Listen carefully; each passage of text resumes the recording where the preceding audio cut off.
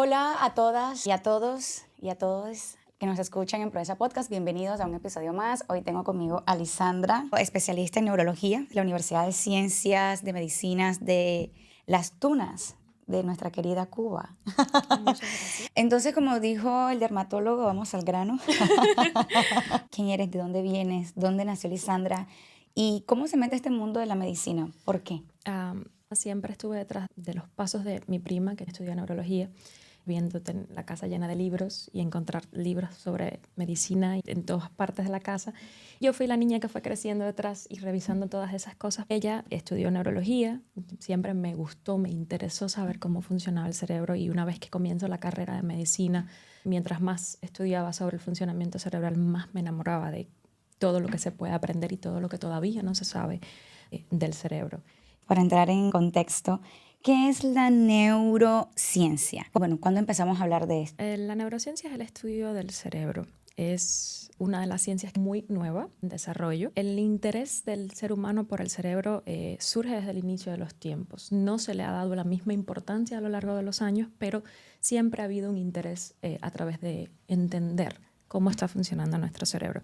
No es hasta los años 90, hace muy poquito atrás, donde surge realmente las neurociencias, que son este grupo de ciencias que intentan entender o estudian cómo el cerebro funciona, no solamente cómo se ve anatómicamente, sino cómo es su funcionamiento más allá de ver cómo es estructuralmente. Entonces, ese es el objetivo de las neurociencias, es entender cómo funciona la mente humana. Y para eso se basa en la información que tenemos a nuestro alrededor y cómo el cerebro la procesa, cómo entendemos los estímulos visuales, cómo entendemos los estímulos auditivos, cómo somos capaces de prestar atención a cosas en nuestro entorno, cómo somos capaces de memorizar, cómo somos capaces de llegar hacia un lugar, orientarnos en qué lugar estamos o hacia dónde vamos, cómo recordamos ese camino que hemos usado para llegar hasta ahí, cómo somos capaces de interpretar el rostro de una persona, la expresión, cómo somos capaces de recordar si ese rostro es familiar o no.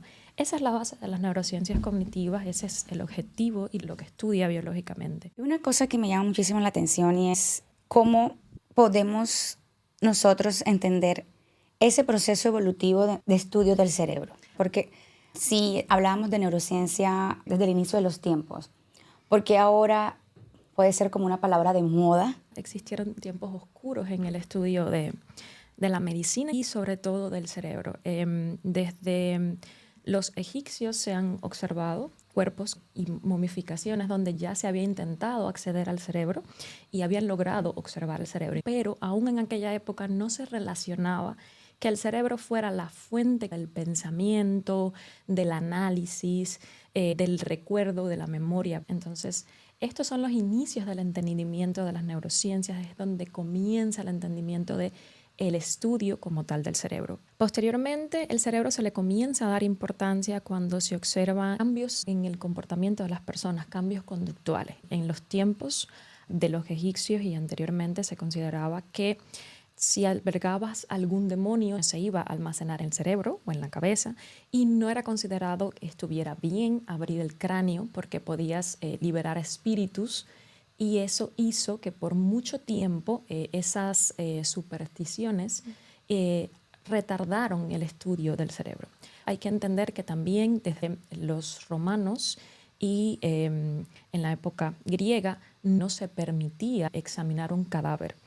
Esto hace que se retrase el estudio y el entendimiento del cerebro. Posteriormente, en la época medieval, la curiosidad aumenta. Incluso Leonardo da Vinci hace sus dibujos sobre el cuerpo humano y surge la curiosidad también de cómo era esa caja negra a la que nadie podía acceder. Y comienza el pensamiento de que sí, tal vez la conducta humana y el pensamiento estuviera albergado dentro de la cabeza.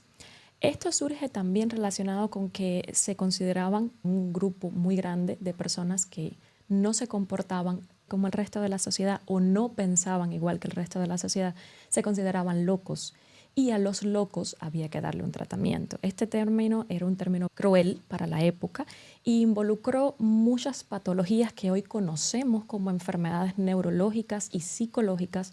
fueron englobadas dentro del concepto de la locura. Se hicieron algunos lobectomías y trepanaciones con la idea de tratar a estos pacientes con patologías neuropsiquiátricas, neuropsicológicas y neurológicas, como incluso las crisis epilépticas. Y no se sabía realmente lo que estaban tratando, pero sabían que provenía del cerebro. No es hasta el siglo XIX donde comienza el redescubrir y abrir el cerebro y ver qué está pasando. No tenían la tecnología suficiente para hacer un estudio real del cerebro y que la persona continuara viva. ¿Cómo se hacían entonces los primeros estudios del cerebro? Existen cuadros sobre lo que se hacía en la época. Lograron abrir el cráneo y observar el cerebro, pero el cerebro utiliza más del 20% de la sangre del cuerpo en un solo órgano. Una vez que lograban abrir el cráneo, la persona no permanecía viva por mucho tiempo. Claro. Y esto hacía que fuera contraindicado. Y esto conlleva a que muchos patólogos y médicos se encargaran de crear nuevos métodos en los que pudieran tratar el cerebro y lograr que la persona se recuperara del proceso. Entonces, esta es la época oscura y no es hasta el siglo XIX donde Santiago Ramón y Cajal comienza una nueva perspectiva sobre las neurociencias y sobre la neurología. Describe cómo es anatómica y cómo es celularmente el cerebro. Cambia la perspectiva que existía y abre el universo a que se comiencen a destinar fondos para estudiar qué es lo que realmente estaba pasando y qué es lo que no conocíamos del cerebro en la época.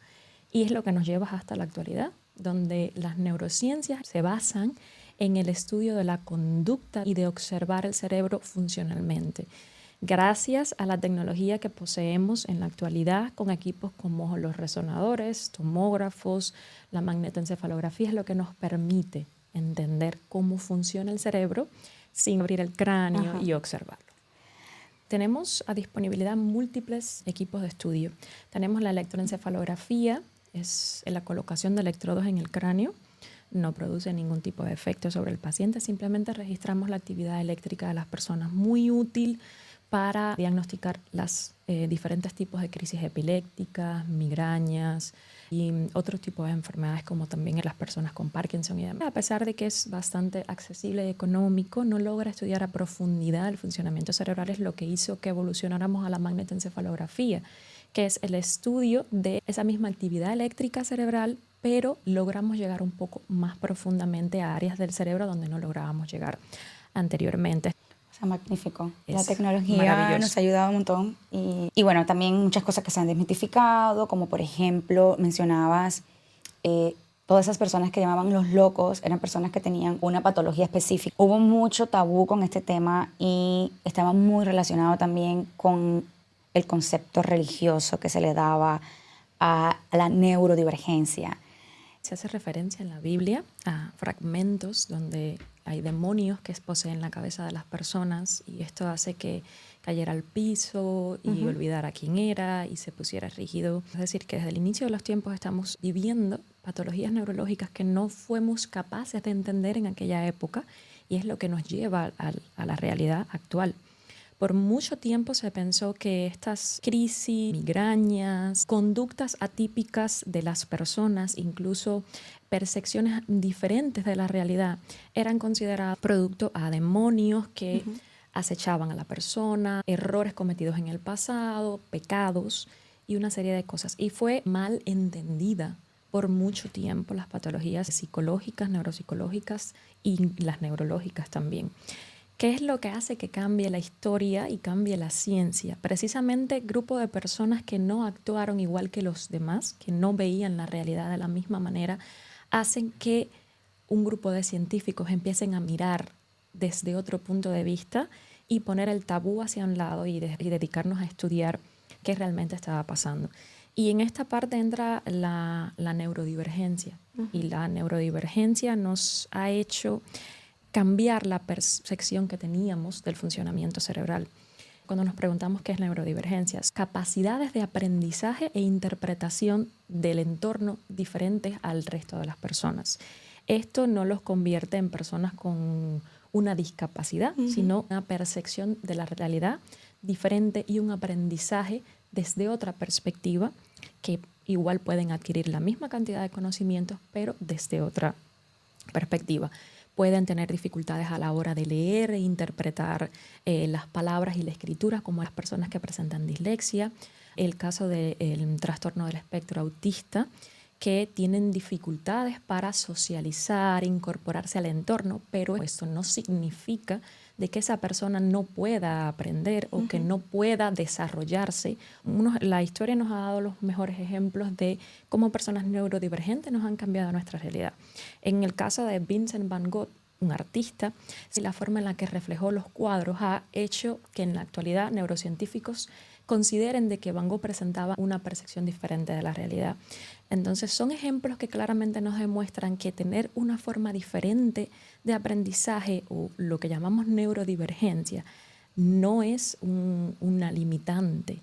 Nos permite conocer que el cerebro se adapta y puede aprender de diferentes maneras y puede darte hermosos resultados. Existen muchos desafíos, estigmas con respecto a las personas neurodiversas porque están rompiendo los parámetros, porque no están siguiendo con un patrón al que estábamos acostumbrados. Y muchas veces, bueno, esto es factor de discriminación, no solamente en la ciencia, sino también en la vida social.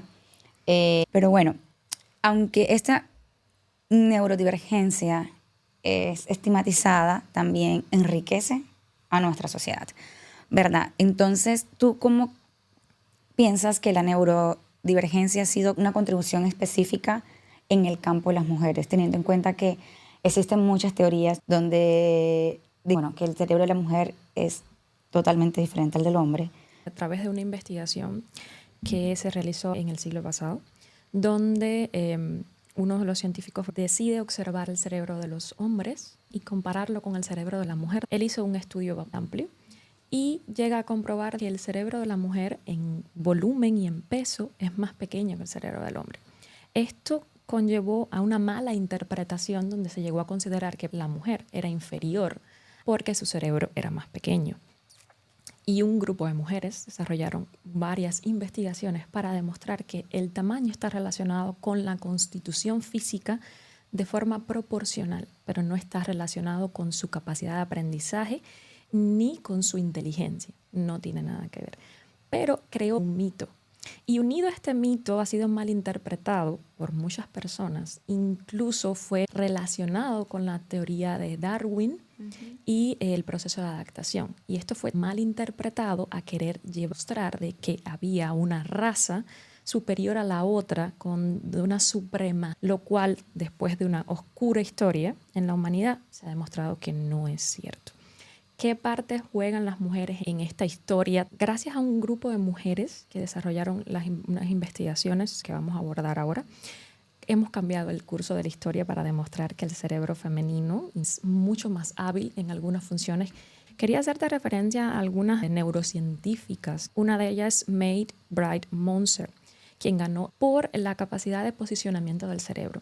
Una de las grandes mujeres que ha estudiado la orientación del ser humano. Algunas personas le llaman el GPS que traemos humano interno, y es cómo sabemos en nuestro camino a casa, cómo recordamos cómo ir y regresar, cómo recordamos el camino que tenemos que recorrer, aunque sea la primera vez que lo recorramos, cómo podemos regresar. Y ella estudió eso, que es el proceso de orientación cerebral. Otra gran mujer que interfirió en este proceso de la historia es Brenda Milner. Brenda es a quien le agradecemos y le debemos en la actualidad los cambios en la cirugía de la epilepsia, porque se dedicó a estudiar pacientes con problemas después que se realizaban cirugía de la epilepsia y perdían la memoria.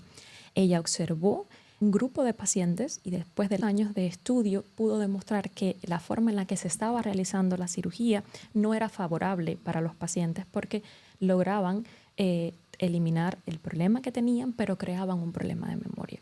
Entonces, esto nos lleva a la actual cirugía de la epilepsia, donde se limita a seccionar el área que está afectada para preservar el resto de la integridad y siga la persona con su vida lo más normal posible sin afectarse a otras áreas cognitivas. Importante hacer referencia a lo que hablabas anteriormente sobre cómo el cerebro de las personas neurodivergentes ha hecho cambio en lo que conocemos en la actualidad. Y se llama un término que es neuroplasticidad. El estudio de la neuroplasticidad y las bases de la neuroplasticidad se lo llevamos a Marian Deitmon, otra fundadora de la neurociencia moderna, y es quien se dedicó a demostrar con estudios cómo la experiencia vivida interfiere en tu capacidad de adaptarte y cómo tu cerebro es capaz de moldearse y adaptarse de forma diferente a las experiencias vividas. Muchas veces se asociaba a que el cerebro del hombre y la mujer no eran iguales, porque el hombre tenía más facilidad para hacer labores como ingeniería, matemáticas y ciencias, mientras que la mujer tenía más facilidad para labores de comunicación, de cuidado, de atención. Esto se demostró a través de estudios de que estábamos condicionados por la sociedad, que desde niños se nos indicaba que la mujer tenía que hacer en el hogar, con los niños y de cuidar, mientras que el hombre tenía que estudiar, ser matemático, ser ingeniero. En la actualidad se ha demostrado que mientras más habilidades le enseñes al cerebro y ningún condicionamiento esté presente, el cerebro es capaz de adaptarse, modificarse y aprender de diferentes maneras. Es decir, que no tenemos por qué condicionar a nadie a ninguna conducta o labor que se identifique como de género. La mujer o el hombre deben hacer tal tarea. No es cierto. Mientras más habilidades le amplíes al cerebro, más capacidad de aprendizaje posee y más capacidad de adaptarse a cualquier medio, y es lo que nos ofrece la neurociencia actual. Vemos que el cerebro del hombre tiene más adaptaciones en temas de fuerza, en temas de ingeniería y construir cosas, mientras que la mujer más al cuidado, al multitasking, multitareas, etc. Pero no es que estamos condicionados para siempre y que el cerebro de la mujer está hecho para esto y que el cerebro del hombre está hecho para lo otro. Simplemente que estos dos cerebros han aprendido a través de la historia a hacer esto. Del condicionamiento social al que fueron impuestos durante muchos años de que la mujer solamente estaba destinada a una tarea.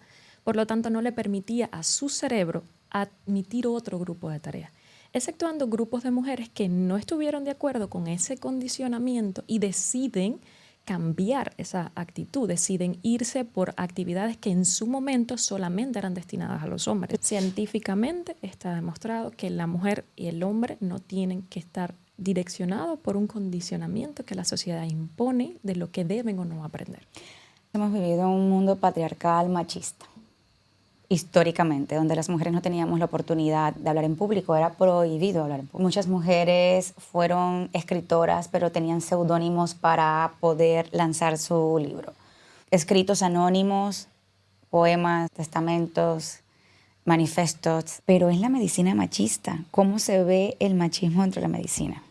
Históricamente existieron discriminaciones y barreras no solamente sociales, sino legales, que le impedían por decreto ley. Incluso existió una petición en 1421 del rey Enrique V para prohibir legalmente que una mujer pudiera ejercer, estudiar cualquier área de la medicina. Y a lo largo de la historia fue un enfrentamiento fuerte para que la mujer pudiera estudiar el área de las ciencias, y en este caso de las ciencias médicas. Había mucho tabú al respecto y la mujer no era un ser adecuado para permanecer en un proceso quirúrgico o durante un estudio de un cadáver, porque se consideraba un ser inferior que no iba a ser capaz de sostenerse en el proceso del examen físico. Esto no impide que un grupo de mujeres no estén de acuerdo con esto y quieran cambiar la sociedad. Esto hace que una de las doctoras, ejemplo notable de ellas, es la doctora Rebecca Lee, una afroamericana que a pesar de ser prohibido en 1984 el acceso al estudio de las ciencias médicas, ella accede como afroamericana y es la primera afroamericana en convertirse en médico en los Estados Unidos.